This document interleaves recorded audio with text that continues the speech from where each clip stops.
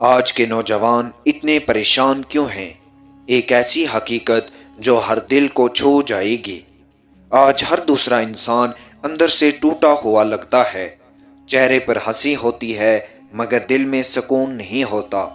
کسی کو روزگار کی فکر ہے، کسی کو رشتوں نے توڑ دیا۔ کوئی تنہائی سے لڑ رہا ہے اور کوئی دنیا کی دوڑ میں خود کو کھو چکا ہے۔ پہلے لوگ اپنے پاس کم مال رکھتے تھے مگر سکون زیادہ تھا۔ آج سب کچھ ہونے کے باوجود دل بے چین ہے۔ آخر کیوں؟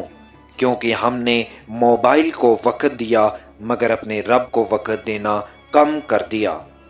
رات بھر اسکرول کرتے ہیں مگر 2 منٹ دعا نہیں کرتے۔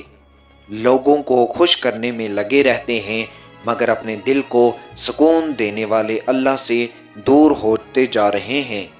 یاد رکھو، دنیا کبھی مکمل سکون نہیں دے سکتی۔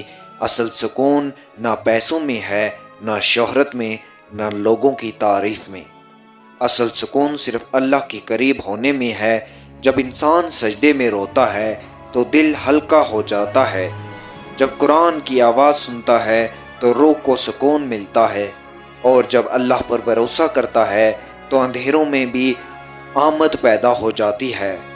اگر تم آج پریشان ہو تو شاید اللہ تمہیں اپنی طرف واپس بلانا چاہتا ہے، کیونکہ کبھی کبھی ٹوٹنا بھی ضروری ہوتا ہے تاکہ انسان اپنے رب کے قریب آ سکے۔